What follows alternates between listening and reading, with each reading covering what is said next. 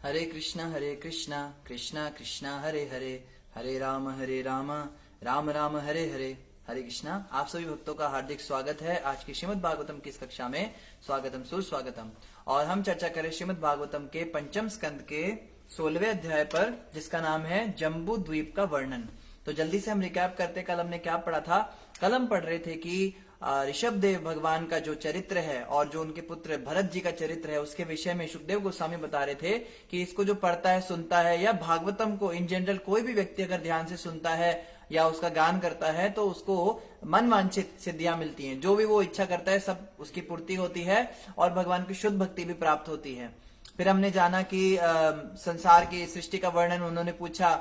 परीक्षित महाराज ने कहा कि हे सुखदेव गोस्वामी, आप मुझे बताइए कि सृष्टि कैसे बनी और क्या इसका अंत कहाँ तक है, जम्बू द्वीप कहाँ पर है, लोकांतर कैसे होते हैं और भूलोक कैसा होता है, भूगोल कैसा होता है इत्यादि। कुछ ज्योतिष शास्त्र के प्रश्न पूछे उन्होंने, एस्ट्रोनॉमिकल बातें पूछी। तो सुखदेव गोस्वामी ने बताया, हे राजन, आपने प्रश्न तो बड़ा अच्छा किया, लेकिन ये जो आप पूछ रहे हो इसको तो मैं आपको बता नहीं सकता। अगर मैं हजारों सालों तक भी आपको सृष्टि के विस्तार के बारे में बताता रहूं कि कितना विस्तार है, तो भी ये पूरा नहीं हो पाएगा। भगवान की ये माया शक्ति का एक छोटा सा नमूना है। लेकिन फिर भी आपने प्रश्न किया है सृष्टि के विषय में, तो मैं कुछ आपको बातें जरूर बताऊंगा और वही बातें वो आज बताएंगे। तो आइए इसी श्रृंखला में आज हम पढ़ेंगे श्रीमद् भागवतम स्कंद 5 अध्याय नंबर 16 और श्लोक संख्या 4 से हम प्रारंभ करेंगे, 5.16.4। तो सुखदेव गोस्वामी क्या बोले?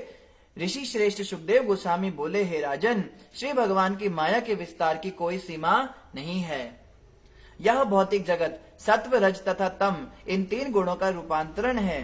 फिर भी ब्रह्मा के समान दीर्घ आयु पाकर भी इसकी व्याख्या कर पाना संभव नहीं है।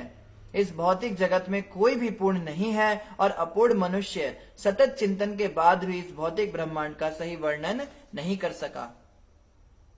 पहली बात तो कोई पूर्ण व्यक्ति ही बता सकता है इस बात को, और हम अगर अपनी बात करें, हम लोग तो अपूर्ण हैं। प्रभुपाद जी कहते थे, आप में जितने भी हम मनुष्य हैं, हम सबके अंदर 4 कमियां हैं, 4 दोष हैं। ये 4 कमियां हर व्यक्ति में हैं, और जिस व्यक्ति के अंदर ये 4 दोष हैं वो कभी भी पूर्ण ज्ञान नहीं दे सकता। क्या दोष है? पहला दोष है हमारी इंद्रियां अपूर्ण हैं। हमारी देखने की शक्ति सीमित है, हमारी सुनने की शक्ति सीमित है, हमारी सोचने की शक्ति सीमित है। हम कोई भी कार्य करें तो वो एक सीमा के अंदर होता है, एक दायरे के अंदर होता है। तो हमारी इंद्रियां अपूर्ण है। अपूर्ण इंद्रियां होने के कारण क्या होता है? हमें गलती करने की प्रवृत्ति है। ये दूसरी हमारे अंदर कमी है। हम जो है गलती कहते हैं ना, मनुष्य तो गलतियों का पुतला है, तो गलतियां हम करते रहते हैं। तो जो व्यक्ति गलतियां कर रहा है उससे ही ज्ञान नहीं दे सकता। और गलती करने के बाद उसको छुपाना भी होता है, तो धोखा देने की प्रवृत्ति में हमारे अंदर है, हम धोखा भी देते हैं। हर मनुष्य ए बी को धोखा दे रहा है, बी सी को धोखा दे रहा है, सी डी को धोखा दे रहा है, फिर डी वापस ए को धोखा दे रहा है। ये संसार में चल रहा है, धोखेबाजी हम सबके अंदर है।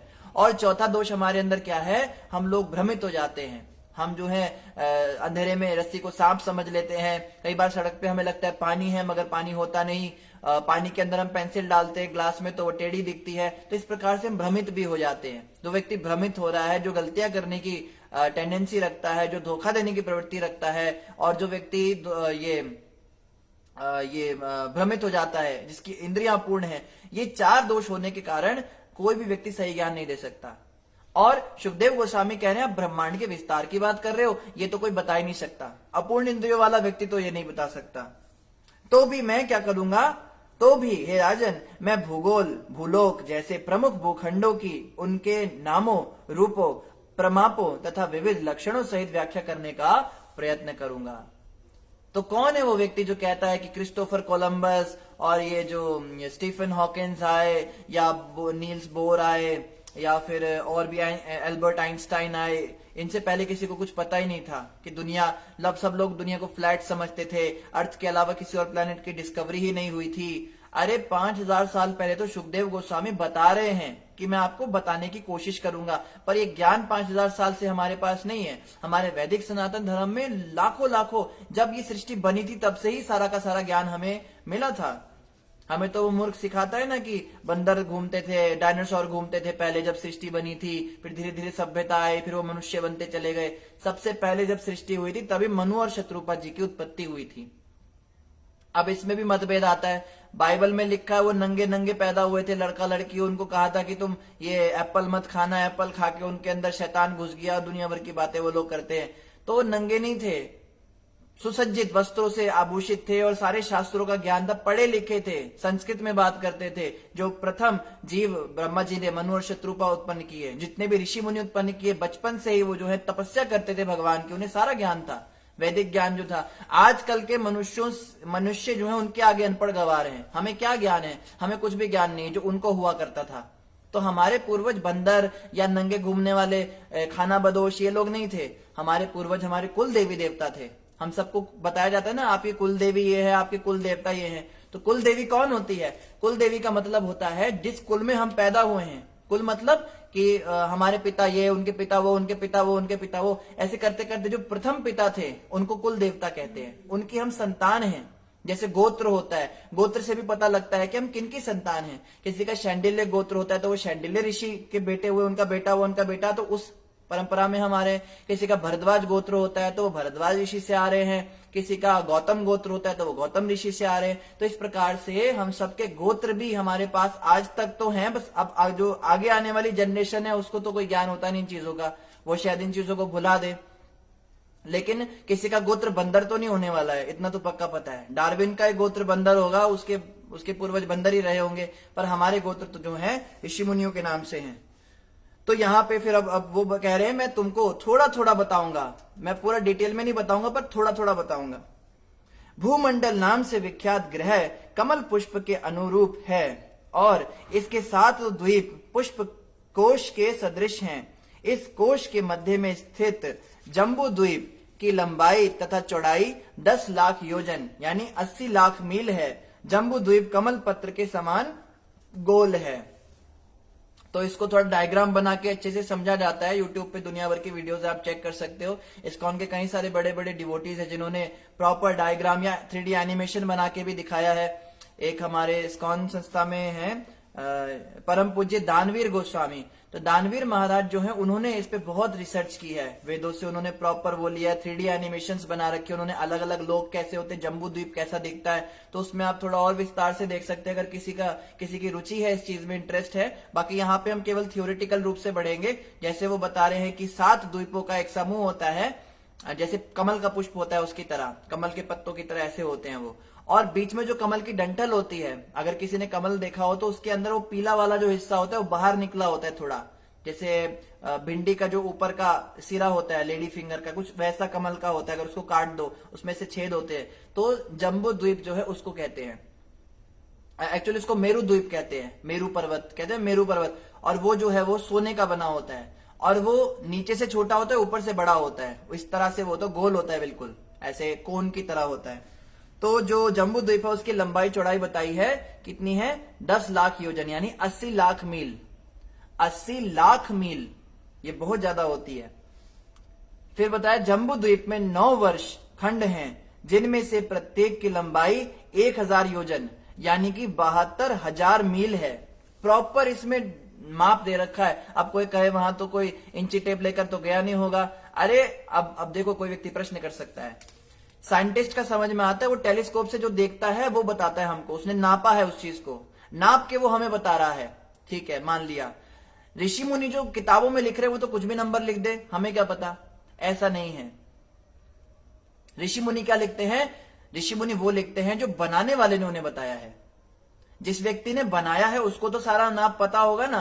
तो भगवान श्री कृष्ण ने ब्रह्मा जी के हृदय में ये ज्ञान स्फुरित किया था कि मैंने क्या क्या डायमीटर रखे, क्या क्या मैंने नाप रखा हुआ है, कितने रेडियस की पृथ्वी है, कितने रेडियस का सूर्य है। वो सारा का सारा जो डेटा है, वो सारा डेटा कृष्ण भगवान ने ब्रह्मा जी के हृदय में ट्रांसफर किया था। ये एक कॉपी पेस्ट होता है, ये बोल के सुनाया नहीं गया था उनको, हृदय में स्फुरित हुआ था।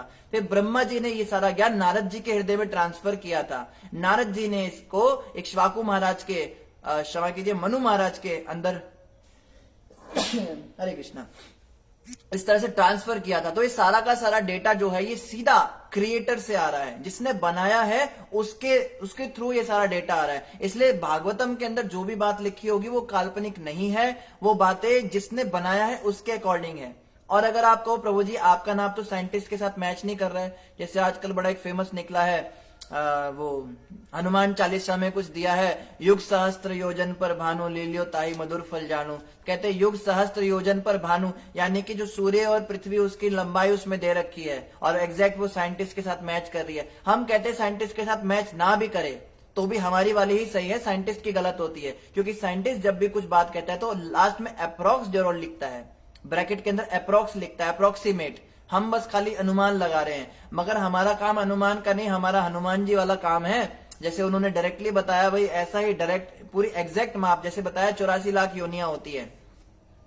अब जो गिनती करने वाले हैं तो गिनती कर अमेजोन के जंगल में ही फंस गए, ये ढूंढ रहे कितनी योनियां, जनजातियां ढूंढ रहे, प्राणी, हर रोज उनको नए नए प्राणी मिल रहे हैं, उसको रजिस्टर करते जा रहे हैं। भाई पक्षी इतने तरह के होते, कीड़े इतने तरह के होते हैं। हमारे पास तो प्रॉपर श्लोक है। अब कोई कहे आपको कैसे पता लगा, और पहले कुछ स्पीशीज नहीं होती थी आजकल नहीं आई हैं, या पहले कुछ होती थी अब एक्सटिंक्ट हो गई हैं। शास्त्रों में जो बातें लिखी हैं वो किसी समय के लिए नहीं होती है, इसको हमें समझना है।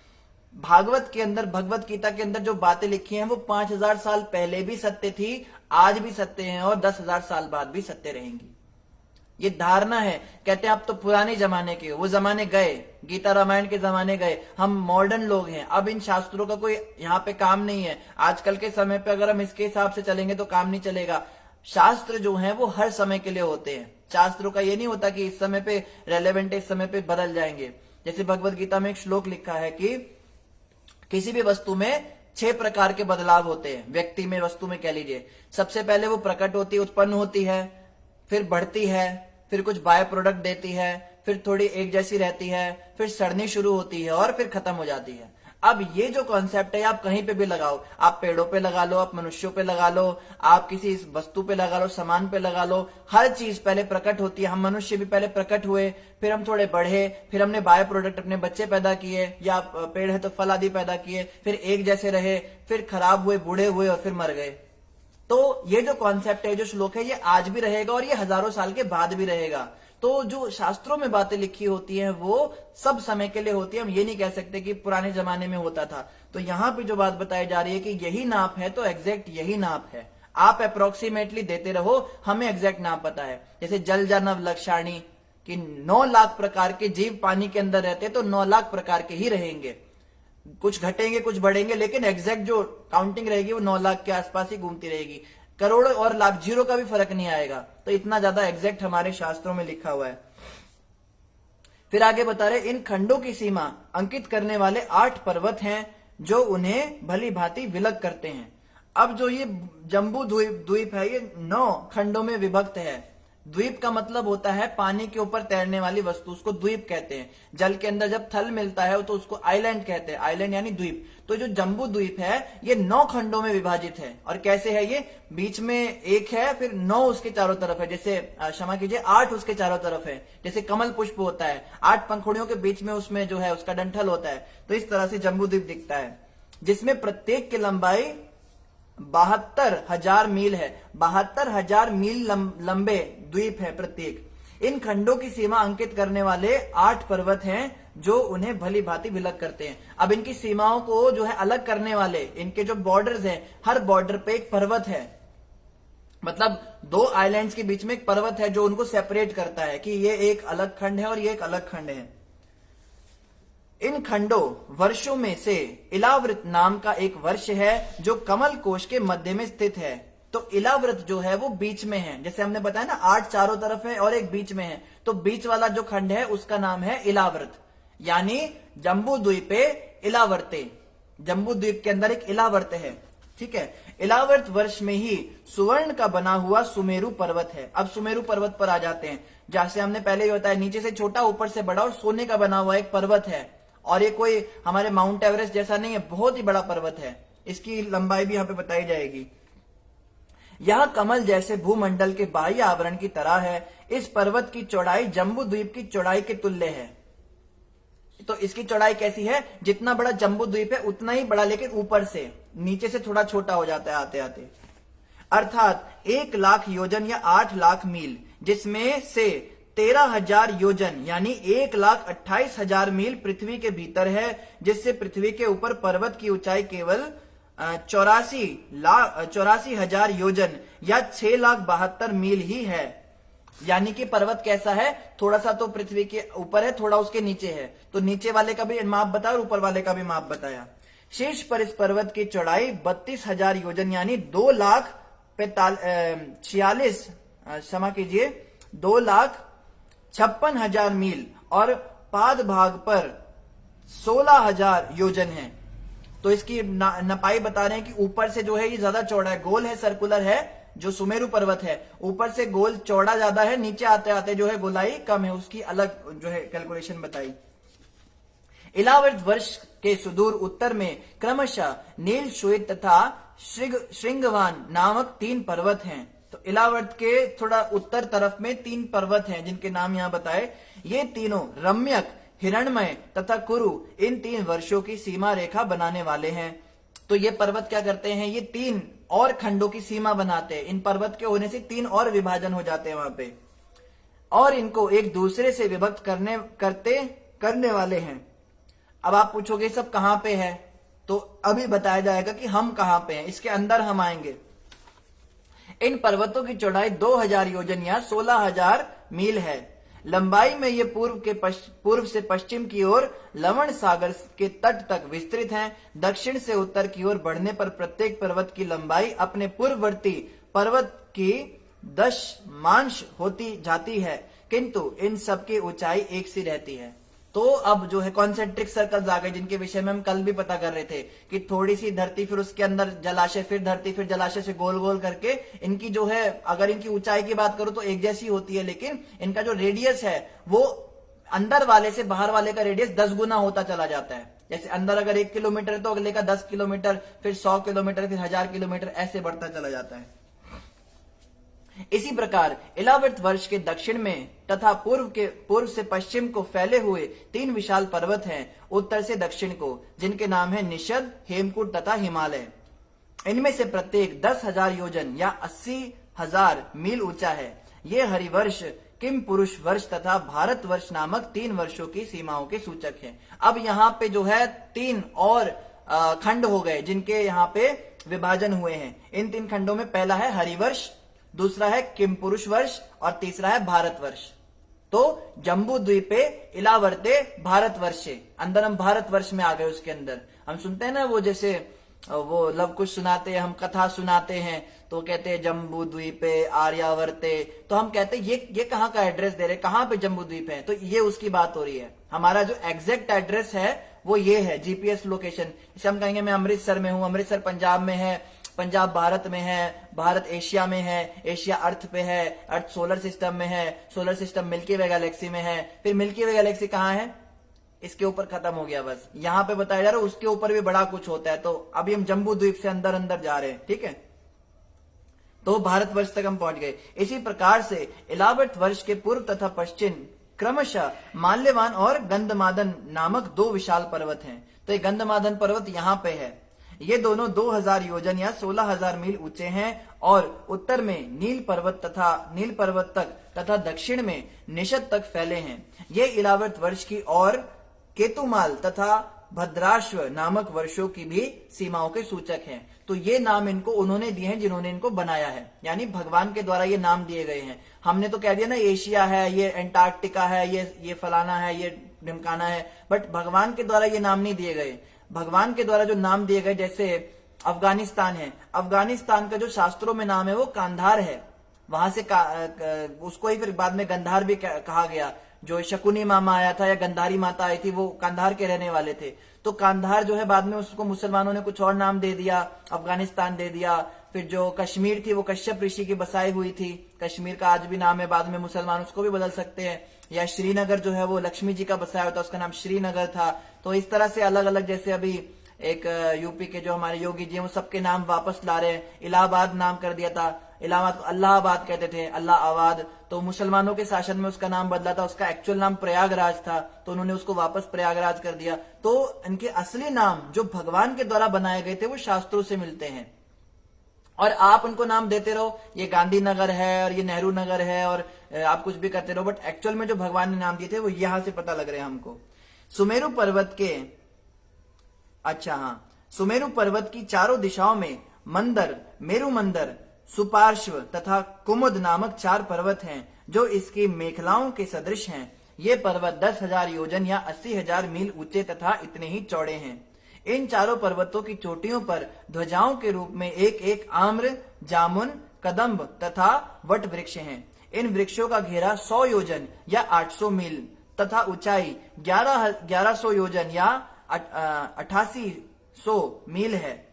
इनकी शाखाएं 1100 योजन की त्रिज्या में फैली हैं। अगर आप में से कोई डिटेल में जानना चाहता है इस विषय में तो आप पढ़ सकते हैं। ये श्रीमद् भागवत पंचम स्कंद अध्याय 16 चल रहा है, 5वें स्कंद का 16वां अध्याय, इसमें सब दिया हुआ है। भरत वंश में श्रेष्ठ हे महाराज परीक्षित, इन चारों पर्वतों के मध्य में 4 विशाल सरोवर हैं। इनमें से पहले का जल दुग्ध की तरह है। तो 4 सरोवर हैं उनके बीच में। पहले के पानी कैसा है? दूध के जैसा है, सफेद पानी है, दूध के जैसे रंग का है। दूसरे का मधु के समान है। दूसरे का पानी कैसा? जैसे मधु होता है, ब्राउन कलर का है। और तीसरे का इक्षुरस की भांति है। अभी इक्षुरस क्या होता है ये तो नहीं पता होगा। चौथा सरोवर विशुद्ध जल से परिपूर्ण है। चौथे में पानी है, ट्रांसपेरेंट।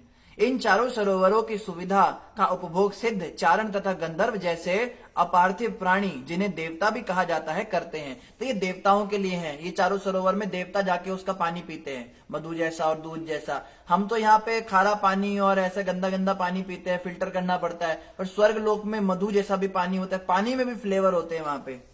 फलस्वरूप उन्हें योग की सहज सिद्धियां, जैसे सूक्ष्मतम से सूक्ष्मतर और से रूप धारण करने की शक्तियां प्राप्त हैं। तो उस पानी में केवल फ्लेवर नहीं होता, उसको पीने से सिद्धियां भी आ जाती है। जैसे हम इस संसार में भी देखते कुछ ऐसे सरोवर होते हैं, हम कहते हैं वो जो सरोवर बड़ा सिद्ध है, वहां पे जाके जो उसका पानी पीता है उसके रोग ठीक हो जाते हैं, या उस पानी में जाके कोई नहाता है तो उसके शरीर का रोग ठीक हो जाता है। तो ऐसे भी कुछ पानी होते हैं। यहाँ तो हमने ये भी सुना है कि पंजाब में पता नहीं कौन सी जगह बता रहे थे, वहां पे अगर कोई पानी पीती है स्त्री तो वो गर्भवती हो जाती है, वो गर्भ अगर उसको नहीं आ रहा है। तो ऐसे ऐसे चमत्कार यहाँ पे भी होते हैं। तो वहां पे जो है स्वर्ग लोक में सिद्धियां भी प्राप्त हो जाती है उस पानी से।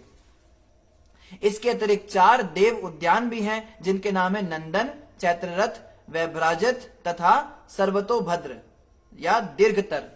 तो ये 4 वन हैं अलग अलग। इनके विषय में भी हम सुनते हैं। नंदन वन जो है वहां पे अप्सराएं रमण करती है, सुंदर सुंदर। उन सुंदरी स्त्रियों के पास जाने के लिए, नंदन वन में जाने के लिए कई लोग बड़ी मेहनत करते हैं, संसार में पुण्य इकट्ठे करते हैं कि हमें अप्सराओं का भोग करने को मिलेगा। और इसके अलावा चैत्र रथ होते हैं, अलग अलग वन होते हैं जहाँ पे ये काम क्रीड़ाएं चलती है वहां पे। उन उद्यानों में श्रेष्ठतम देवगण अपनी अपनी सुंदरी पत्नियों के सहित, जो स्वर्गिक सौंदर्य के आभूषणों जैसी हैं, एकत्र होकर आनंद लेते हैं और गंधर्व जन उनके यश गान करते हैं। तो बताई दिया आनंद लेते हैं। अब कौन सा आनंद लेते हैं आपको पता ही है। मंदर पर्वत की निचली ढलान पर देवचूत नामक एक आम्र वृक्ष है, जिसकी ऊंचाई 1100 योजन है। इस वृक्ष की चोटी से पर्वत श्रृंग जितने बड़े तथा अमृत तुल्य मधुर फल गिरते रहते हैं, जिनका उपभोग दिव्य लोक के निवासी करते हैं। तो इन पे से जो फल गिरते हैं उन फलों का साइज पर्वत के समान होता है, पहाड़ों के जितने। अभी कोई नया व्यक्ति सुनेगा ना, वो कहेगा आप कहानी सुना रहे हो, कोई परियों की दुनिया की कहानी। बट ये सत्य है, ये होता है। इतनी ऊंचाई से गिरने के कारण वे सभी आम्र फल फट जाते हैं। तो आम के वो फल होते हैं जो पर्वत जितने बड़े होते हैं और इतने ऊपर से गिरते हैं, इतने मील दूर से, तो नीचे आते फट जाते हैं वो। और उनका मधुर सुगंधित रस बाहर निकल आता है। यह रस अन्य सुगंधियों से मिलकर अत्यधिक सुरभित हो जाता है। यही रस पर्वत से झरने में जाता है और अरुणोदा नामक नदी का रूप धारण कर लेता है, जो इलावृत की पूर्व दिशा से होकर बहती है। तो इलावृत जो है उसकी पूर्व दिशा में मैंगो जूस की नदी बहती है। आप कहोगे मैंगो जूस की नदी कैसे बह सकती है? तो इन्होंने बता दिया, इतना बड़ा मैंगो गिरेगा तो उसका रस भी इतना ही होगा कि झरना ही बन जाएगा उससे। यक्षों की पवित्र पत्नियां भगवान शंकर की अर्धांगिनी भवानी की अनुचरी हैं। अरुणोदा नदी के जल का पान करने के कारण उनके शरीर सुगंधित हो जाते हैं। तो जब वो स्त्रियां मैंगो शेक ही पिएंगी पानी की जगह, तो फिर उनके शरीर में सुगंध आ जाती है। वायु उनके शरीर का स्पर्श करके उस सुगंधी से 80 मील तक चारों ओर के समस्त वायुमंडल को सुरभित कर देती है। तो वहां जो स्वर्ग लोक की स्त्रियां होती हैं, जब उन्होंने वो पिया होता है मैंगो जूस जो है ये वाला, उससे उनके शरीर में इतनी सुगंध आ जाती है कि जब हवा चलती है तो वो सुगंध 80 मील तक फैलती है उनकी। इसी प्रकार रस से भरे और अत्यंत छोटी गुठली वाले जामुन के फल अत्यधिक ऊंचाई से गिरकर खंड खंड हो जाते हैं। ये फल हाथी जैसे आकार वाले होते हैं और इनका रस बहकर जम्बू नदी का रूप धारण कर लेता है। तो जम्बू नदी का नाम जम्बू क्यों पड़ा? क्योंकि जामुन के रस से वो बनती है। जब बड़े बड़े जामुन गिरते हैं तो उससे जो रस निकलता है उससे जम्बू नाम पड़ जाता है नदी का। यह नदी इलाव्रत के दक्षिण में मेरू मंदिर की चोटी से 10,000 योजन नीचे गिरकर समस्त इलाव्रत भूखंड को रस से आप्लावित करती है। तो आपको अगर जामुन का रस पीना है तो वहां पे आप जम्बू नदी पे भी जा सकते हो। जम्बू नदी के दोनों तटों का कीचड़ जामुन फल के बहते हुए रस से सिक्त होकर और फिर वायु तथा सूर्य प्रकाश के कारण सूख कर जाम्बू नद नामक स्वर्ण की प्रचुर मात्रा उत्पन्न करता है।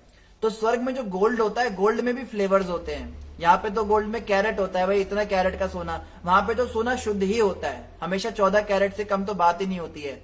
लेकिन उसमें भी फ्लेवर होते हैं। जो जामुन वाला जो जिसपे कीचड़ पे गिरा है वहां से जो सोना निकलता है उसमें जामुन का फ्लेवर होता है। ऐसी मैंगो फ्लेवर का भी गोल्ड होता है। तो वहां पे जो ज्वेलरी पहनते हैं उसमें सुगंध भी आती है। स्वर्ग के निवासी इस स्वर्ण का उपयोग विविध आभूषणों के लिए करते हैं।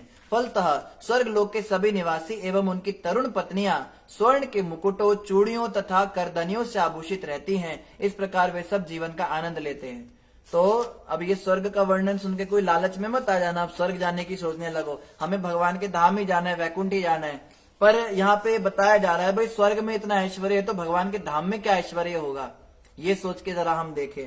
तो ये जो वहां स्वर्ग के लोग हैं वो फ्लेवर्ड गोल्ड पहनते हैं, उनकी स्त्रियां और उनके पति। सुपार्श पर्वत की बगल में कदम्ब नामक अत्यंत प्रसिद्ध विशाल वृक्ष खड़ा है। इस वृक्ष के कोटर से मधु की 5 नदियां निकलती हैं। अब ये जो पेड़ है इसकी जो जड़ है वहां से क्या है, 5 नदियां निकलती है शहद की उसके पेड़ के अंदर से, जिनमें से प्रत्येक लगभग 5 व्यास चौड़ी हैं।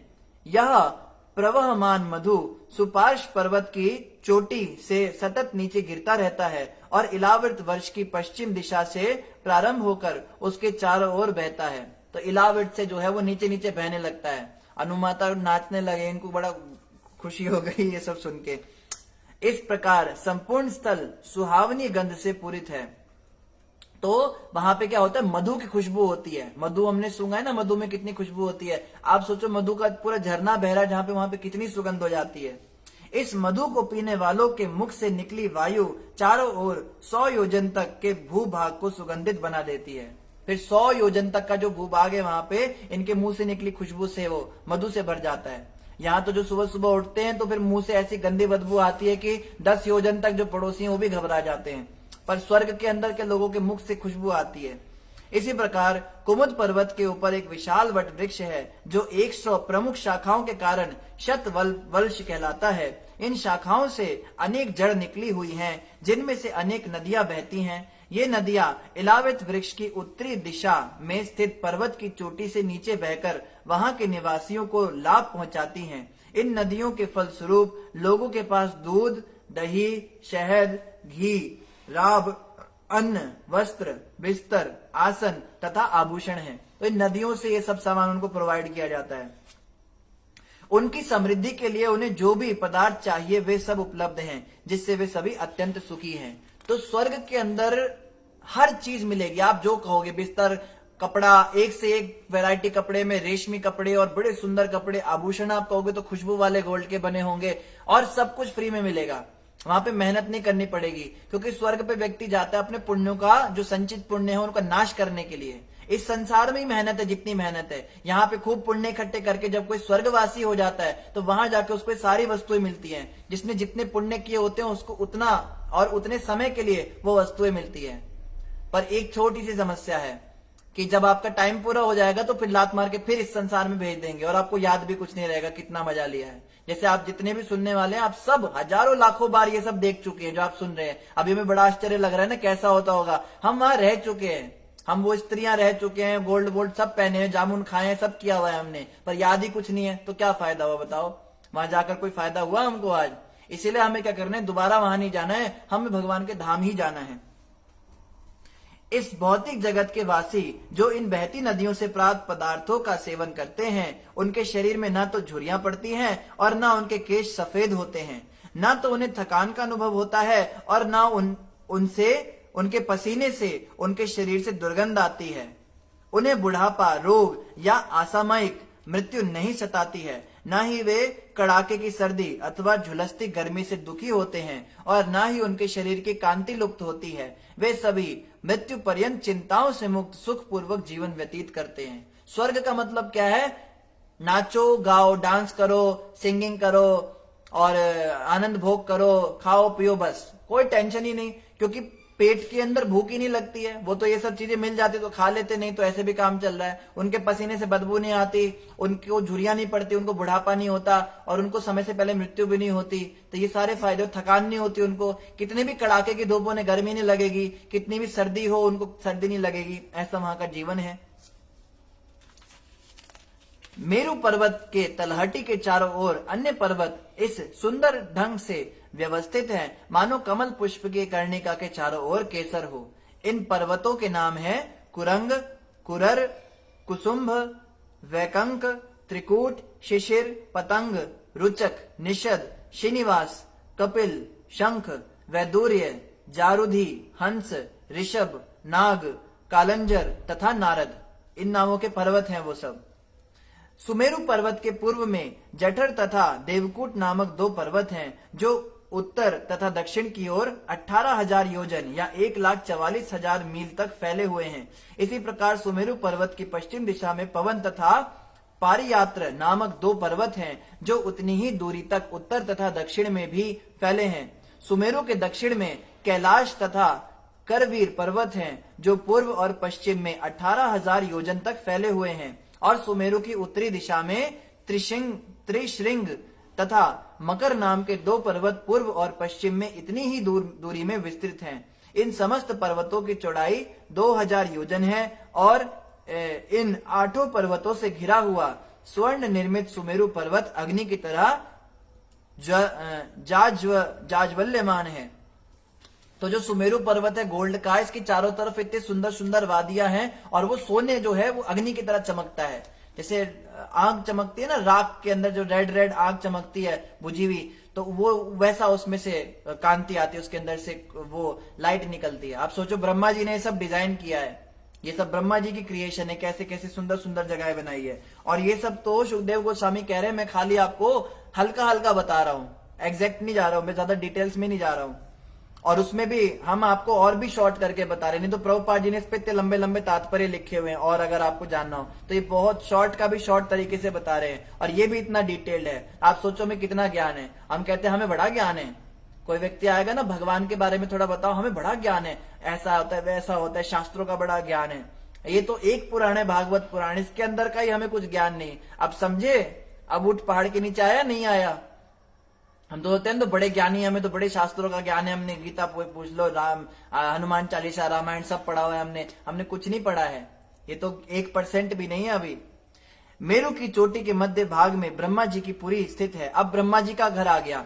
ब्रह्मा जी का एड्रेस कहाँ पे है? जो मेरू पर्वत था ना, उसके मध्य भाग में ब्रह्मा जी की पुरी है, वो ब्रह्मपुरी के नाम से कहलाती है। इसके चारों कोने समान रूप से 1 करोड़ योजन तक विस्तृत हैं। यह पूरे का पूरा स्वर्ण से निर्मित है। ब्रह्मा जी की जो पूरी जो नगरी है वो पूरी सोने की बनी हुई है।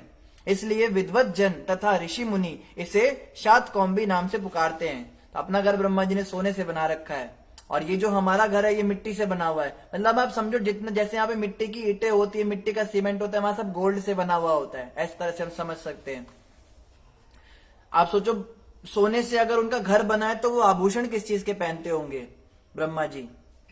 ब्रह्मपुरी के चारों ओर सभी दिशाओं में लोकों के 8 प्रमुख लोकपालों के निवास स्थल हैं, जिनमें से पहला राजा इंद्र का है। ये निवास स्थल ब्रह्मपुरी के ही समान है, किंतु वे आकार में एक चौथाई है। तो ब्रह्मा जी से 1/4 जो आकार का साइज का जो घर है वो इंद्र जी का है। इंद्र लोक बनाया, फिर ब्रह्मा जी के ही समान ऐश्वर्य है, लेकिन 1/4 कम रह गया।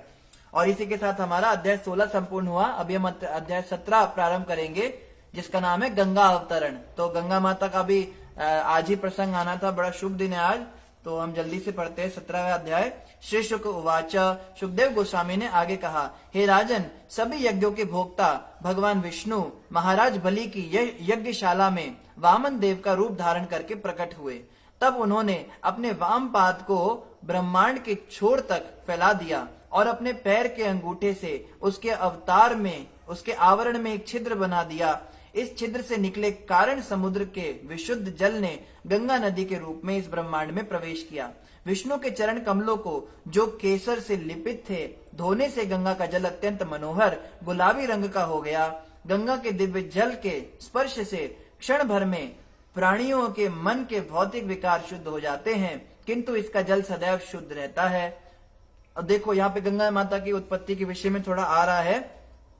हम सब तो यही जानते हैं कि भगीरथ जी ने बड़ी तपस्या की थी और तपस्या करके ब्रह्मा जी के पास वो गए थे। फिर ब्रह्मा जी से कहा था कि जो सुरसारी गंगा नदी है उनको स्वर्ग से आप नीचे भेजिए। तो उन्होंने बोला मैं नीचे आऊंगी तो फिर रसातल में चली जाऊंगी धरती को फाड़ के। तो फिर शिव जी नीचे बैठे, उन्होंने जटाएं फैलाई। ये उससे भी पहले का एपिसोड है। गंगानी जी हम वहां से जानते हैं जब गंगा स्वर्ग में विचरण करती थी, स्वर्ग से उनको नीचे बुलाया गया पृथ्वी पर। लेकिन एक्चुअली में गंगा स्वर्ग में भी नहीं थी। स्वर्ग में भी गंगा कहां से आई थी, तो उसका भी एक इतिहास है कि गंगा जी स्वर्ग में कहां से आई थी। तो यहाँ पे जैसे बताया जा रहा है, हम जानते हैं बलि महाराज ने एक बहुत बड़ा यज्ञ किया था और उस यज्ञ के अंदर जो ये शुक्राचार्य थे वो उनसे यज्ञ करा रहे थे। तो उस यज्ञ को अगर बलि पूरा कर लेते, क्योंकि वो राक्षस थे, दैत्य होने के नाते अगर उसको पूरा कर लेते तो वो इंद्रासन मांग लेते, स्वर्ग के राजा बन जाते। और असुर अगर स्वर्ग के राजा बन जाते तो सब तरफ असुरों का ही बोलबाला हो जाता। इसलिए देवताओं ने भगवान विष्णु से प्रार्थना की, आप कुछ भी करके क्या कीजिए, बलि का यज्ञ रुकवाइए। तो बलि थे तो असुर, लेकिन बड़े भक्त थे भगवान के, शास्त्रों में मानने वाले थे। तो भगवान ने एक बटुक ब्राह्मण का रूप लिया, बौने ब्राह्मण बन के आए और बलि के द्वार पर आकर खड़े होकर बोलते भिक्षाम देही। तो यज्ञ के 99 यज्ञ हो चुके थे। 100 अश्वमेध यज्ञ करने होते हैं तो उसके बाद में कोई व्यक्ति इंद्र बन सकता है। 99 यज्ञ हो गए थे, 100वां यज्ञ चल रहा था और उसकी 99 आहुति भी दे चुके थे। 100वीं आहुति देने ही वाले थे कि भगवान आ गए, वहां पे प्रकट हो गए। तो शुक्राचार्य ने बोला बलि देखो मत उधर, तुम अपनी 100वीं आहुति डाल दो उसके बाद जाना। बलि कहते नहीं, द्वार पे अगर भिक्षुक आ जाए तो फिर मैं अपना यज्ञ नहीं कर सकता, फिर मुझे उसको रोक के पहले उनको संतुष्ट करना पड़ेगा, शास्त्रों में ये लिखा है। तो शुक्राचार्य जो थे उनको पता लग गया कि पक्का ऐसे अचानक से तो कोई ब्राह्मण आ नहीं सकता, ये पक्का विष्णु भगवान जो है विघ्न डालने आए हैं। और शुक्राचार्य को लालच था कि अगर ये राजा बन गया स्वर्ग का तो मैं राजगुरु बन जाऊंगा, फिर मैं जो है मैं बृहस्पति की जगह में शुक्राचार्य का नाम हो जाएगा। तो उसने कहा नहीं बलि, ये विष्णु आया है तुम्हें छलने, तुम अपनी यज्ञ करो। तो बलि महाराज कहते गुरुदेव शास्त्रों की बात को आप मना करने के लिए, शास्त्र तो कहते सारे यज्ञ भगवान विष्णु की प्रसन्नता के लिए ही होते हैं। अब विष्णु ही सामने आ गए तो मैं उन्हें प्रसन्न ना करके यज्ञ करूं। तो शुक्राचार्य कहते हैं बलि ज्यादा दिमाग मत लगाओ, जैसा मैं कह रहा हूं वैसा करो। तो पता है बलि ने क्या किया? बलि ने कहा जो गुरु शास्त्रों के अनुसार बात नहीं कहता मैं उसका त्याग करता हूं। तुरंत गुरु का त्याग कर दिया और उठ के चले गए ब्राह्मण देवता की सेवा करने के लिए। ये बहुत बड़ी शिक्षा है। ये नहीं हमने तो उन्हें गुरुजी मान लिया, प्रभु जी अब वो जैसे भी हैं जेल में चले गए, जो भी है एक बार गुरु जिसको मान लिया, ऐसा कुछ नहीं होता है। अगर गुरु योग्य नहीं था व्यक्ति, किसी ठग को हमने गुरु मान लिया या किसी सही व्यक्ति को गुरु माना और बाद में उसका पतन हो गया, हम ऐसे में गुरु त्याग कर सकते हैं। जो गुरु शास्त्रों के अनुसार बात नहीं करता, जो स्वयं को भगवान बताता है या इस तरह की बातें करता है, उसको बिल्कुल धड़ल्ले से आप त्याग सकते हो, उसमें कोई अपराध नहीं लगेगा। जिस गुरु का चरित्र संदेहास्पद हो, जो गुरु लोभी हो, लालची हो, पापी हो, दुष्कर्म करने वाला हो, ऐसे गुरु का त्याग किया जा सकता है। ये बलि महाराज ने दिखाया। तो बलि महाराज ने जब गुरु का त्याग किया और बाद में गए वामन भगवान के पास, तो उन्होंने बोला कि आप क्या चाहते हैं ब्राह्मण देवता? तब वामन भगवान ने कहा हे राजन, मैं संतोषी ब्राह्मण हूं, मैं अपने रहने के लिए 3 पग भूमि चाहता हूं, मतलब 3 कदम नापू इतनी जमीन मुझे चाहिए बस रहने के लिए, इससे ज्यादा नहीं चाहिए। तो बलि कहते हैं आप बड़ी जमीन मांग लो, आश्रम बनवा देता हूं आपके लिए, आप राजा बलि के पास आए हो। तो वामन भगवान कहते मैंने जितना मांगा है आप बस उतना ही दीजिए। बलि कहते दिया। भगवान कहते ऐसे नहीं, संकल्प करो। तो बलि ने संकल्प किया। संकल्प में भी बड़ा लंबी कहानी है, वो शुक्राचार्य जी की एक आंख भी फूट गई उस चक्कर में। तो संकल्प ले लिया, फिर भगवान ने जो अपना विस्तार करना शुरू किया। फिर भगवान इतने बड़े हो गए, पूरे ब्रह्मांड पे भगवान छा गए। फिर भगवान ने क्या किया, एक तो पग में पूरी पृथ्वी भूलोक नाप लिया, दूसरे पग में सारे 7 लोक नाप लिए, ऊपर के नीचे के 14 लोक पूरे नाप लिए। 7 लोग एक पग में, 7 लोग दूसरे पग में। अब वामन भगवान खड़े हुए बलि को कहते हैं, बलि तीसरा पग कहां रखूं? तो बलि की बहुत बड़ी परीक्षा हुई। बलि तो बहुत कह रहा था अहंकार से कि मैंने आपको संकल्प दिया है, मैं 3 पग भूमि दूंगा। 2 पग में सभी कुछ चला गया, उसका सारा राज्य चला गया, अब तीसरा कहां देगा बेचारा? तो उसने क्या किया, मेरे अंदर एक मैंपन रह गया, अहंकार रह गया, मैं वो भी आपको देता हूं। सिर झुका दिया उनके आगे और भगवान ने उसके सिर पे अपना चरण रखा। तो जिस समय भगवान वामन अपना चरण उठा रहे थे नापने के लिए 14 लोगों को, उस समय क्या हुआ, जब भगवान ने अपना चरण ऊंचा उठाया तो वो चरण इतना ऊंचा चला गया, उस स्वर्ग लोक से भी ऊपर चला गया, और जितने भी देवता थे सबने प्रणाम किया उन चरणों को देख के। फिर ऊपर ब्रह्म लोक तक गया तो ब्रह्मा जी ने भी प्रणाम किया। फिर जो है वो जो चरण था, उसका जो अंगूठा था वो आवरण पे लग गया। हम सब एक बुलबुले के अंदर हैं, जैसा कि हमने पहले भी कई बार चर्चा की, द्वितीय स्कंद में भी और तृतीय स्कंद में भी करी थी। हम एक बुलबुले के अंदर हैं, और वो बुलबुला कितना बड़ा है, 14 के 14 लोग उसके अंदर हैं। भगवान महाविष्णु जो है ना, उनके शरीर से रोम छिद्र से एक एक छेद से जो है बुलबुला निकलता है। भगवान कारण समुद्र में लेटे हुए हैं, समुद्र के अंदर हवा का बुलबुला निकलता है। जब भगवान सांस छोड़ते हैं तो रोम रोम से जब वो बुलबुले निकलते हैं अरबों की संख्या में, उनमें से एक बुलबुले को हम पकड़ लेते हैं। तो वो बुलबुला क्या है, एक ब्रह्मांड है, प्रत्येक बुलबुला एक ब्रह्मांड है। और उसके अंदर फिर वही महाविष्णु जो है गर्भोदक शय विष्णु रूप में लेटते हैं। प्रत्येक बुलबुले के अंदर भगवान अपने विष्णु रूप में लेटते हैं। तो जब उसके अंदर भगवान शयन करते हैं तो वो जो बुलबुला है वो आधा जल से भर जाता है, और वो होता है गर्भोदक समुद्र। तो उस गर्भोदक समुद्र में भगवान जो दूसरे भगवान है, ये जो गर्भोदक शय विष्णु है, इनकी नाभि से कमल निकलता है, उसमें से ब्रह्मा प्रकट होते हैं, फिर पूरा सृष्टि बनती है ब्रह्मांड में। तो हम उस ब्रह्मांड की बात कर रहे हैं। तो वो जो ब्रह्मांड है उसका जो कवर था, उस कवर पे भगवान वामन का अंगूठा टच हो गया। जैसे यहाँ पे बता रहे बाएं पैर का अंगूठा टच हुआ था, तो जब उठाया बाएं पैर का अंगूठा टच हुआ तो उसमें हल्का सा छेद हो गया, जैसे ओजोन लेयर में छेद हो गया ऐसे उसमें भी छेद हो गया। तो उससे क्या हुआ, जो बाहर का जल था गर्भोदक समुद्र, उसका एक ड्रॉप उसके अंदर आके गिर गया, और जब एक ड्रॉप आया उतने में वो वापस भर भी गया छेद, ब्रह्मांड अपने आप ठीक भी हो गया। तो जो वो एक बूंद जल था वो भगवान के अंगूठे को टच करके नीचे गिरा। अब भगवान विष्णु के चरण को टच करके जब कोई जल की बूंद नीचे गिरेगी तो वो सामान्य नहीं रहती, इसलिए यहां बताया जा रहा है, मैं दोबारा से पढ़ता हूं, इस छिद्र से निकले। अब आपको कथा समझ में आ गई, दोबारा से पूरा पढ़ता हूं तो आपको समझ में आएगा यहां क्या कह रहे हैं। हे राजन, सभी योग्यों के भोक्ता भगवान विष्णु महाराज बलि की यज्ञशाला में वामन देव का रूप धारण करके प्रकट हुए। तब उन्होंने अपने वाम पाद को यानी बाएं चरण को ब्रह्मांड के छोर तक फैला दिया और अपने पैर के अंगूठे से उसके आवरण में एक छिद्र बना दिया। इस छिद्र से निकले कारण समुद्र के विशुद्ध जल ने गंगा नदी के रूप में इस ब्रह्मांड में प्रवेश किया। तो वो ब्रह्मांड के अंदर गंगा नदी के रूप में प्रवेश हुआ उसका। विष्णु के चरण कमलों को जो केसर से लेपित थे धोने से गंगा का जल अत्यंत मनोहर गुलाबी रंग का हो गया। तो भगवान के चरणों पर केसर लगा होता है, हम देखते हैं ना चरण बड़े लाल लाल होते हैं भगवान के नीचे से, तो उसको जब टच किया तो उसका भी रंग गुलाबी हो गया गंगा का। गंगा के दिव्य जल के स्पर्श से क्षण भर में प्राणियों के मन के भौतिक विकार शुद्ध हो जाते हैं, किंतु इसका जल सदैव विशुद्ध रहता है। गंगा नदी का ऐसा प्रभाव है, उनके अंदर स्नान करने से हमारे मन शुद्ध हो जाते हैं, लेकिन गंगा कभी अशुद्ध नहीं होती। जैसे हम क्या देखते हैं अगर हम, तो उसके बाद क्या हुआ यहाँ पे, विष्णु के चरण कमलों को जो केसर से लेपित थे धोने से गंगा का जल अत्यंत मनोहर गुलाबी रंग का हो गया। गंगा के दिव्य जल के स्पर्श से क्षण भर में प्राणियों के मन के भौतिक विकार शुद्ध हो जाते हैं, किंतु इसका जल सदैव शुद्ध रहता है। तो जैसे हम देखते हैं कोई पानी है, ठीक है, कटोरी में पानी है, उसमें एक व्यक्ति ने गंदे हाथ धोए तो पानी थोड़ा गंदा हो जाएगा, दूसरा व्यक्ति आके धोएगा थोड़ा और गंदा हो जाएगा, तीसरा धोएगा थोड़ा और गंदा। तो जब कोई चीज शुद्ध हो रही है तो जिस पानी में उसको धोया जाता है वो तो अशुद्ध होना चाहिए ना, पर गंगा जी के साथ ऐसा नहीं है। गंगा नदी में जब हम स्नान करते हैं तो हमारे तो मन शुद्ध होते हैं, पर गंगा का जल अशुद्ध नहीं होता कभी, ये उनकी खासियत है, किंतु इसका जल सदैव शुद्ध रहता है।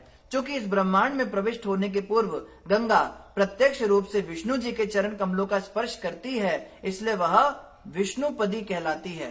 तो गंगा जी का एक नाम है विष्णुपदी, जो भगवान विष्णु के चरणों से निकली है। बाद में उसके अन्य नाम पड़े तथा जानवी, जैसे जानवी तथा भगीरथी। जानवी इसलिए पड़ा क्योंकि जानू ऋषि ने उन्हें जांग से निकाला था, और भगीरथी इसलिए पड़ा क्योंकि भगीरथ महाराज ने उनको नीचे बुलाया था।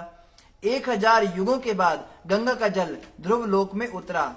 तो नीचे तक आते आते उनको 1000 युग बीत गए। समझो ब्रह्मांड कितना ऊंचा है, वहां से गंगा के जल को नीचे टपकने में ध्रुव लोक मतलब सबसे ऊपर, ब्रह्मा जी के लोक से भी ऊपर, वहां तक पहुंचने में उनको 1000 युग लग गए। ध्रुव लोक में उतरा जो इस ब्रह्मांड का सर्वोपरि लोक है। इसलिए सभी संत तथा विद्वान ध्रुव लोक को विष्णु पद अर्थात भगवान विष्णु चरण कमलों में स्थित कहते हैं। जैसे एक महाराज जी भजन भी गाते हैं, भज मन राम चरण सुखदाई, भज मन राम चरण सुखदाई। इन चरणों से निकली गंगा शंकर जटा समाई। इन श्लोकों से, इन चरणों से निकली गंगा शंकर जटा समाई। जटा शंकरी नाम पढ़्यो है, जटा शंकरी नाम पढ़्यो है, तीनों लोक तारण आई। भज मन राम चरण सुखदाई। तो राम चरण मतलब विष्णु चरण एक ही बात है। तो राम जी के चरणों से निकली गंगा जो है शंकर जटा समाई, और उसका नाम जटा शंकरी पड़ा। जटा शंकरी नाम पढ़्यो है और तीनों लोगों को तारने के लिए वो आई हैं। तो गंगा जी जो है वो भगवान विष्णु के चरण कमलों से निकली हैं। जिसे और भी बड़े सारे भजन है जिसमें हम सुनते थे, पहले हमें समझ नहीं आता था। जैसे एक भजन है, चरणों से निकली गंगा प्यारी, जिसने सारी दुनिया तारी, उन चरणों के दर्शन पाऊं, श्री बांके बिहारी तेरी आरती गाऊं। तो हम सोचते थे गंगा तो स्वर्ग से आई है, उनको तो जो है ब्रह्मा जी ने अपनी पुत्री के रूप में नीचे सौंपा था, वो तो शिव जी के जटाओं में निवास करती थी, तो भगवान के चरणों का कहां से वर्णन आ गया। तो बाद में पता लगा जब हमने ये इतिहास पढ़ा कि एक्चुअली वो भगवान कृष्ण के, या राम जी कृष्ण जो भी कह लीजिए, उनके चरणों से निकली हैं। और देखो भगवान के चरण जल को शिव जी ने अपने सिर में धारण किया, क्योंकि शिव जी परम वैष्णव है, भगवान के भक्तों में सबसे ऊंचा नाम शिव जी का है। और अपनी जटा के अंदर उनको ऐसा बांधा कि वो हमेशा जटाओं में उनके समाती हैं। तो भगवान विष्णु के चरणों का जो जल है उससे शिव जी जो है अपने सिर पे धारण करते हैं। कितनी बड़ी बात है, शिव जी इतने बड़े भगवान के भक्त हैं। फिर क्या हुआ, महाराज उत्तानपाद के विख्यात पुत्र ध्रुव महाराज परम ईश्वर के सर्वश्रेष्ठ भक्त कहलाते हैं, क्योंकि उनकी भक्ति निष्ठा दृढ़ थी। यह जानते हुए कि गंगा जल भगवान विष्णु के चरण कमल को पखाड़ता है, वे उस जल को अपने लोक में ही रहते हुए आज तक अपने सिर पर भक्ति पूर्वक धारण करते हैं। तो ध्रुव लोक में जब गंगा पहुंची तो ध्रुव जी ने उनको रिक्वेस्ट किया, आप यहीं पे रहिए, इसी लोक में आप बहिए, और उनको अपने चरणों, उनको अपने सिर पर धारण करते हैं। भगवान के चरणों के जल को ध्रुव महाराज अपने सिर पर धारण करते हैं। चूंकि वे अपने अंतःस्थल हृदय में श्री कृष्ण का निरंतर चिंतन करते रहते हैं, फलतः वे अत्यंत उत्कंठित रहते हैं। उनके अर्ध निमीलित नेत्रों से अश्रु की धारा बहती है और उनका शरीर पुलकायमान रहता है। ध्रुव जी जो है अपने लोक में रहते हैं वहां पे। ध्रुव लोक के नीचे वाले लोकों में सप्त ऋषियों मरीचि, वशिष्ठ, अत्रि इत्यादि का वास है। तो सप्त ऋषि दिखाई देते, रात को हम देखते हैं ना, वो 7 ऋषि ऐसे करके दिखते हैं, तारे दिखते हैं, और एक तारा बड़ा चमकता है, उसको हम कहते हैं ध्रुव तारा है, वो ध्रुव लोक है। और ध्रुव लोक एकमात्र ऐसा लोक है जो प्रत्येक जगह से दिखता है। ब्रह्मांड में आप कहीं भी चले जाइए, ध्रुव लोक हर जगह से दिखता है। और ध्रुव लोक पता है कहां पर है? जो तारा हमें दिखता है, ये ब्रह्म लोक से भी ऊपर है, बहुत दूर है ये, लेकिन वहां से भी दिखाई देता है। कितनी कृपा है। तो इनको देख के हमें प्रणाम करना चाहिए, क्योंकि इसी लोक में भगवान विष्णु भी रहते हैं। अपने वहां पे जो श्वेत द्वीप है उसमें क्षीर सागर में भगवान क्षीरोदक्षयी विष्णु रहते हैं, और वहीं पर ध्रुव महाराज भी रहते हैं। गंगा जल के प्रभाव से परिचित होने के कारण वे आज भी अपने सिर की जटाओं पर उसे धारण करते हैं। तो ये जितने ऋषि हैं, सप्त ऋषि, ये 7 ऋषि की जो जटाएं हैं उन पे ये गंगा जी को धारण करते हैं। अंततः वे इस निष्कर्ष पर पहुंचे कि यही परम धन समस्त तपस्याओं की सिद्धि तथा दिव्य जीवन बिताने का सर्वश्रेष्ठ साधन है। गंगा के जल को सिर पे धारण करना उन ऋषियों को लग रहा है कि यही हमारे जीवन का साधन है। और हम कहते हैं गंगा जल वगैरह तो ये तो पुरानी बात है, हम तो इसमें नहीं मानते, गंगा का छींटा मारने से क्या हो जाएगा। कोई कहता है ना गंगा जल का छींटा मार दो तो अशुद्धि दूर हो जाएगी, क्या होता है पानी ही तो है। वो गाने बनते हैं, मानो तो मैं गंगा जल हूं, ना मानो तो बहता पानी। अरे तेरे ना मानने से क्या वो बहता पानी बन जाएगा? वो गंगा जल ही रहेगा, तू मूर्ख बन जाएगा अगर तू नहीं मानेगा तो बोलना चाहिए मानो तो मैं होशियार हूं, ना मानो तो महामूर्ख। मैं वो थोड़ा ना सामान्य पानी बनेगा। गंगा का जल बहुत पवित्र होता है, सप्त ऋषि उसे अपने जटाओं में धारण करते हैं, और वही गंगा का जल यहाँ पे भी आया। देखो कितनी बड़ी बात है, कितनी कृपा है। पूर्ण पुरुषोत्तम भगवान की सतत भक्ति प्राप्त होने के कारण उन्होंने धर्म, अर्थ, काम तथा पर ब्रह्म से तदाकार होने अर्थात मोक्ष जैसे समस्त साधनों का परित्याग कर दिया है। जिस प्रकार ज्ञानी जन यह सोचते हैं कि भगवान से तदाकार होना ही परम सत्य है, उसी प्रकार सप्त ऋषि भी भक्ति को जीवन की परम सिद्धि मानते हैं। तो जो 7 ऋषि हैं ये नहीं कहते कि हमें भगवान के साथ मिलकर भगवान ही बन जाना है, समुद्र की बूंद समुद्र में चली जाएगी, हम उन्हीं में जाके लाइट बन जाएंगे। सप्त ऋषि का मानना है भक्ति होनी चाहिए भगवान की जीवन में, और भगवान की भक्ति के लिए सर्वश्रेष्ठ साधन है गंगा मैया। इसीलिए भक्तों को चाहिए रेगुलर गंगा मैया की आरती करे, गंगा मैया को प्रणाम करे, गंगा जल से भगवान का अभिषेक इत्यादि करे, गंगा जल का पान करे, गंगा को सिर पे धारण करे, गंगा में स्नान करके आए। गंगा जहां जहां पे रहती है वहां वहां पे तीर्थ स्थान बन जाता है। सोचो एक नदी अगर सिंपल होती वो तो उनके जहां जहां वो जाती है वही जगह तीर्थ स्थान बन जाती है। गंगा इतनी पवित्र नदी है, तो वहां पे हमें जाना चाहिए रेगुलरली। और आगे यहाँ पे क्या बताया जा रहा है, समय लगभग पूरा हो गया है, एक श्लोक और पढ़ेंगे। ध्रुव लोक के पड़ोसी 7 लोकों को पावन करने के पश्चात गंगा का जल करोड़ों देवताओं के विमानों द्वारा अंतरिक्ष को ले जाया जाता है। तो वहां पे क्या होता है, सप्तऋषि के पास गंगा रहती है, तो वहां से बहुत सारे देवता आते हैं जो अपने विमानों में उसको लोड करते हैं, गंगा के जल को भर के ले जाते हैं और जगह जगह पे अंतरिक्ष में बिखेरते हैं। जा जाकर अलग अलग लोकों पर गंगा जल ले जाते हैं। जैसे हम भी हरिद्वार जाते हैं तो बोतल में भर के अपने घर में लाते हैं ना। और देखो गंगा का जल कैसा है, कोई भी सामान्य जल अगर आप किसी बर्तन में भरो तो वो सड़ जाता है, कुछ दिनों में उसमें बुलबुले उड़ जाते हैं। पर गंगा का जल आप कितने भी सालों तक रखो कभी खराब नहीं होता, ये एक साइंटिफिक फैक्ट है। और गंगा के जल में सुगंध आती है, आप उसको सूंघोगे तो उसमें तुलसी की और अगरू की खुशबू आती है आज भी, क्योंकि भगवान विष्णु के चरणों से वो होकर निकला है। वो केसर की और तुलसी की खुशबू आज भी उसमें है। तब यह चंद्रलोक को आप्लावित करता हुआ अंततः मेरु पर्वत पर स्थित ब्रह्मा के आवास तक पहुंच जाता है। तो गंगा जी ऐसे आती हैं, पूरी गंगा नहीं आती हैं, पूरी गंगा तो ध्रुव लोक पर है, उनका एक अंश जो है वो चंद्रलोक तक आता है। चंद्रलोक पे फिर बहती हैं, वो करते करते फिर जो है ब्रह्मा जी के लोक पर वो आती हैं। और ब्रह्मा जी के लोक में जब वो उतरती हैं तो उनके फिर आगे 4 विभाग होंगे, फिर वो नदियां कहाँ कहाँ जाएंगी, कैसे आएंगी धरती पर, ये हम कल जानेंगे। समय लगभग पूरा हो गया है, तो इन्हीं शब्दों के साथ आप सभी का धन्यवाद और आप भक्तों का बहुत शुक्रिया कि आप इतना ध्यानपूर्वक भागवत कथा श्रवण करते हो। तो कथा के बाद जो क्विज होती है उसमें भी आप सब भाग लीजिए। किसी भक्त का कोई प्रश्न है तो आप कमेंट पे अपना प्रश्न डाल सकते हैं। तो जिन भक्तों ने हरे कृष्णा प्रभु जी और दंडवत प्रणाम लिखा है उन सबको हमारी ओर से भी हरे कृष्णा दंडवत प्रणाम, और जिन भक्तों ने महामंत्र लिखा है उनका भी धन्यवाद। मौसमी सिंह कह रहे हैं गुरुजी वत्सा कौन से ऋषि के वंशज हैं? वत्स ये तो हमें पता नहीं, हम पता करके आपको अवश्य बता देंगे। वत्स के बारे में तो हमने पहली बार सुना है। तो वत्स नाम के कोई ऋषि रहे होंगे, ऋषि तो बहुत सारे हैं, उनकी लिस्ट बहुत लंबी है, हजारों हजारों ऋषि ब्रह्मा जी ने प्रकट किए थे। तो कोई वत्स नाम के ऋषि रहे होंगे, उनसे आप आए हैं। और इनके अलावा फूलों के गुलदस्ते और गमले बड़े सारे आए हैं, धन्यवाद आप सभी भक्तों का। और डिम्पल जी प्रणाम कह रहे हैं, तो डिम्पल जी आपको भी प्रणाम। कीर्ति माता कह रही गन्ने का रस, इक्षुरस, अच्छा इक्षुरस हमने बीच में कहा था, पता नहीं क्या होता है। कीर्ति माता कह रही गन्ने का रस, गन्ने के रस की भी नदी होती है। तो आप में से अगर किसी को गन्ने का रस बहुत पसंद है पीना तो आप उस नदी में जा सकते हैं, वहां पे आप नहा भी पाएंगे उससे, केवल पीने की तो बात ही क्या करनी है।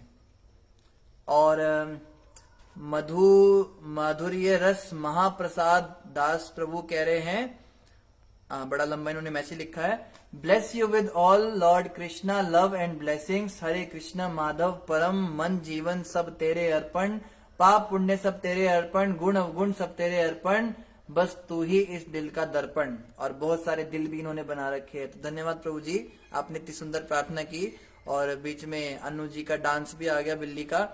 और हाँ बिल्कुल सही कहा। ठीक है माता, आप डांस कीजिए। मोहन सिंगल जी कह रहे हैं मेरे गुरुजी इस दुनिया में नहीं है, क्या मुझे नए गुरु बनाने चाहिए? मोहन जी, आपको देखना पड़ेगा, आपके गुरुजी 4 संप्रदायों में अगर नहीं आते थे तो आप दूसरा गुरु बना सकते हैं, और अगर वो 4 संप्रदायों के अंतर्गत आते थे तो ऐसे में आपको बनाने की आवश्यकता नहीं है। या तो जो अभी गुरु हैं उनके बाद जो भी उनके शिष्य गुरु बने हैं उनसे आप सलाह ले सकते हैं कि हम जो है दूसरे गुरु बनाना चाहते हैं, अगर वो संप्रदाय में है तो। अगर वो संप्रदाय में है ही नहीं तो फिर तो उनको मान्यता ही नहीं मिली।